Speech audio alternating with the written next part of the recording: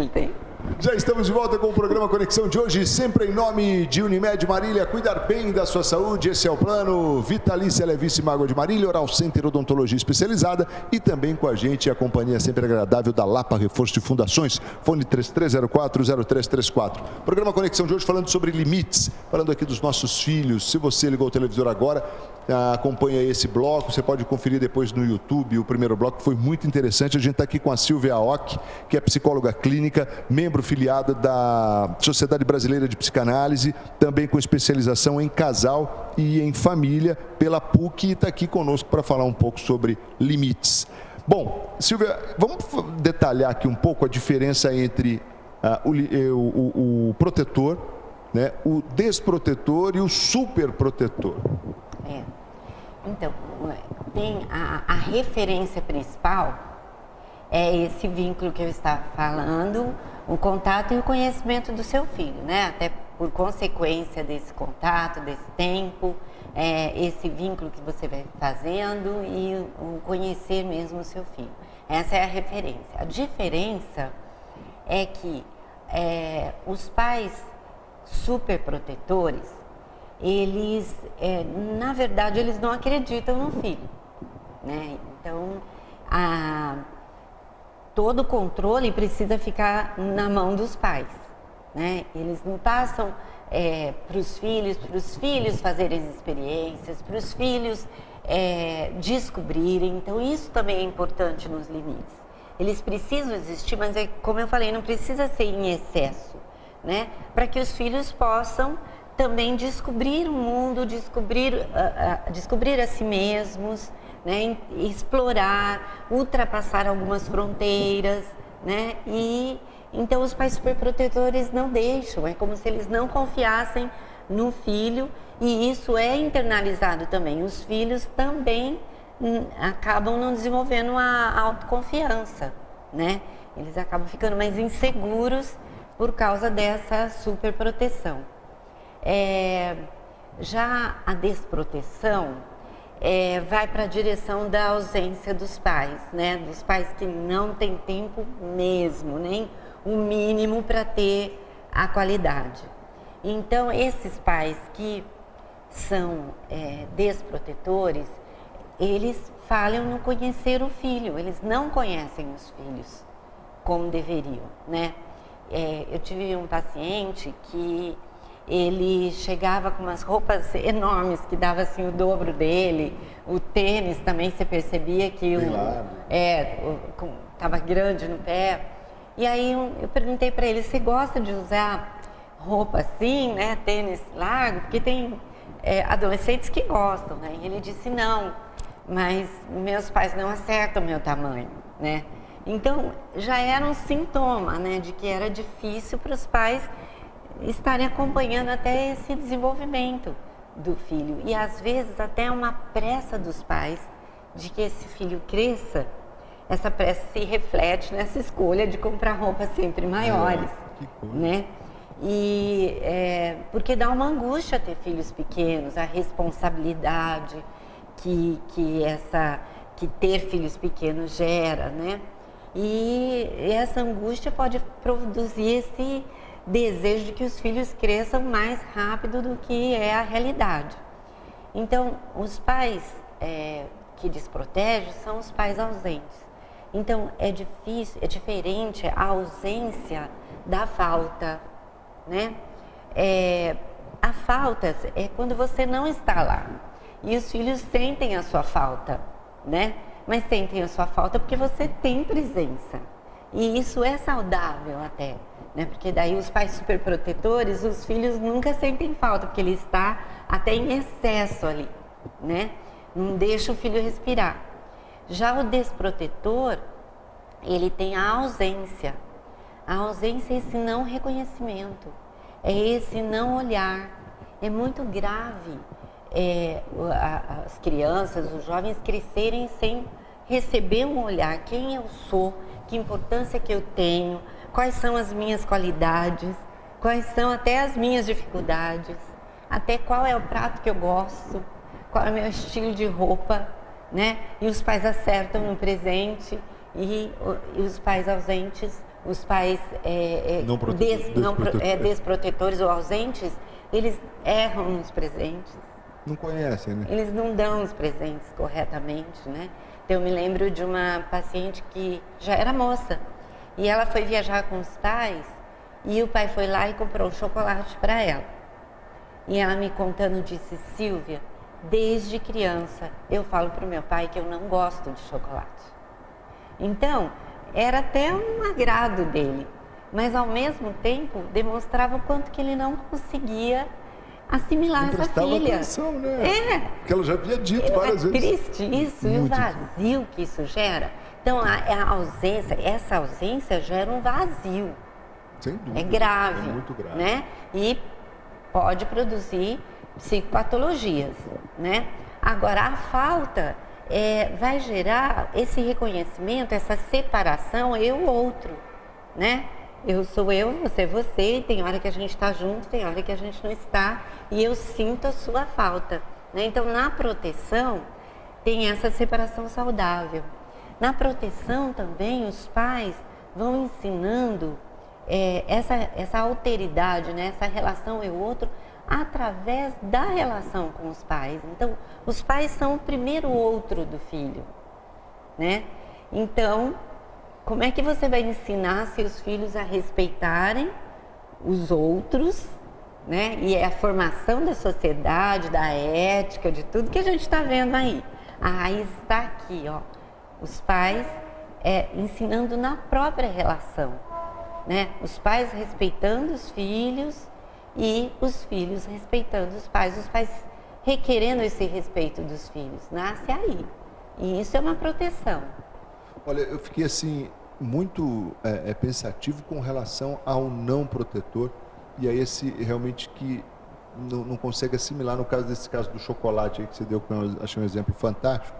Assim, e como é que trabalha-se isso, Silvia? Como é que isso pode ser revertido? Porque, conforme você bem falou, isso é muito triste, né? É muito triste. E às vezes os pais acham que estão dando tudo, né? Que é aquela compensação material. Eu me lembro de um outro paciente que fazia medicina aqui em Marília e o pai dele, que era de fora, né? Era um empresário muito rico e exigiu que ele fizesse medicina, porque o pai queria que ele fizesse medicina, né?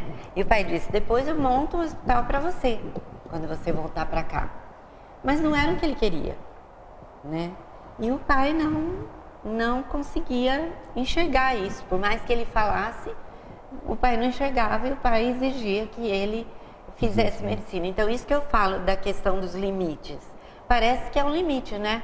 Olha, eu quero que você faça medicina e você vai fazer medicina. Então, você está pondo limite no seu filho. Só que esse é um limite equivocado, é um limite onde você não pode conhecer os seus filhos, o seu filho direito, saber dele, saber o que ele de fato tem de tendências, de vocação, de qualidades que ele possa explorar na sua vida e ser um bom profissional, né? Então, esse filho, ele chegou para mim assim, afundado em drogas, ele tirava racha com o carro, acabava com o carro, o pai pegava e dava outro. Então, é uma forma de educar que vai para o lado dessa superproteção, mas também vai para o lado da desproteção. Parece que você bateu o carro, eu te dou outro, né? Você está precisando de dinheiro, toma, né? Mas é uma desproteção total, né? Como trabalhar isso? Com os pais, né? Em primeiríssimo lugar, a gente não está condenando os pais, porque os pais não fazem isso por uma maldade, né? Eles não têm noção de que eles estão gerando um prejuízo. Imagina um pai, empresário, né, com uma empresa enorme que exportava na cidade dele, uma cidade grande, que era muito corrido mesmo para ele. Então ele pensava que ele estava fazendo o melhor. Né? E assim eu vejo todos os pais, cada qual procura fazer o melhor no seu entendimento, né? Mas o nosso trabalho é esse, né? De ir conversando com os pais e ajudando que eles percebam o equívoco. E é difícil, né? primeiro você trazer o pai para uma discussão como essa, né? Para uma abordagem assim. É difícil, até porque a maioria não percebe que está, né, equivocado. Normalmente são os filhos que trazem os pais. Né? A hora apresenta um problema. A hora que, se esse limite está sendo lidado de um modo equivocado, então eles vai ter uma consequência, né, Marcos? Infelizmente é assim. Essa coisa assim que a gente percebe, muitas vezes os pais tentam, hoje me parece que tem dificuldade em falar algumas coisas para o filho, até mesmo de falar sobre os limites e tal, com medo de o filho... Até vi um vídeo uma vez que eu achei muito interessante, eu não me lembro agora quem foi o autor, mas ele mencionava assim, que hoje os pais estão muito preocupados com relação ao sentimento que a criança vai nutrir em relação a ele, a questão do amor, por exemplo. Se meu filho vai me amar, eu sendo assim com ele, se eu não preciso ser mais amigo, mas... E aí eu acho que há uma grande inversão das coisas, né? Sim, isso é super importante, isso que você está falando, né? Cada situação que a gente vê hoje, né? Até uma filha matando os pais, né? Ou enganando, né? Roubando a herança, enfim. Eu lembro até de uma frase do meu amigo Dr. Décio, que sempre usa o Dr. Décio, mas ele diz assim, parece que aí a banana começa a comer o macaco. Então, e justamente por falta de segurança dos pais. E qual pai hoje tem uma segurança num mundo que não tem referência, não tem estabilidade? Então, por isso que eu falo que não é uma questão de condenar os pais. Mas, é aquilo que eu te falei. Os pais são modelos, são a referência. E se você consegue, né, estabelecer os seus valores... Uma coisa muito importante hoje, Marcos, se nós estamos falando de limites, nós temos que pensar em escala de valores, não é? Qual é a escala de valor minha, qual é a escala de valor sua, e pode ser diferente, é claro, nós somos diferentes, mas cada qual tem que estabelecer a sua escala de valores. E as nossas escolhas, até de tempo, né? Quanto tempo eu vou trabalhar, quanto tempo eu vou ficar na minha família, essa escolha tem que estar referendada à minha escala de valores. Eu digo que a minha família é o mais importante para mim, né? Mas eu fico muito mais tempo fazendo outras coisas, né? De modo até a não sobrar nada para minha família, né? Então, como que eu posso dizer que a minha família é a mais importante? As minhas escolhas não estão tendo muita lógica, né? Então, essa lógica, e a gente às vezes diz assim, mas eu estou trabalhando para levar as coisas lá para ele. Aliás, esse é o discurso maior, né? Esse é o principal. Só que se você perguntar, o seu filho prefere você às coisas que você leva. Com o tempo, ele vai se adaptando e vai preferindo as coisas que você leva a você, porque daí ele já nem sente mais falta de você, se você não dedica esse tempo, né? Então, é essa questão da escala de valores que vai definindo mesmo as escolhas. Eu vou para mais um intervalo, a gente volta para falar mais nesse assunto que parece que não se esgota, né? Muita coisa. Esse assunto não. E você sabe que eu me lembrei de uma frase aqui que diz o seguinte, né? Que nenhum sucesso profissional vale, né, ou compensa o fracasso familiar. Então, absolutamente nenhum sucesso profissional, né, compensa o fracasso familiar. Então a gente precisa pensar realmente muito nisso, e é com esse pensamento, com essa ideia que a gente bate um papo hoje aqui sobre limites com a psicóloga Silvia Aoki. Rapidinho intervalo, a gente volta na sequência, sempre em nome de Unimed Marília, cuidar bem da sua saúde, este é o plano. Vitalícia Levíssima Água de Marília, exija, peça, diga eu quero Vitalícia, a única água adicionada de sais do estado de São Paulo. Oral Center, odontologia especializada, do meu amigo Dr. Wilson Clay Schmidt, e também Lapa Reforço de Fundações, São Vicente 235, fone 3304-0334, fim das trincas e rachaduras. Fale com o pessoal da Lapa Reforço de Fundações. Rapidinho intervalo, a gente volta na sequência com o programa Conexão de hoje, aqui no seu Canal 4. Até já.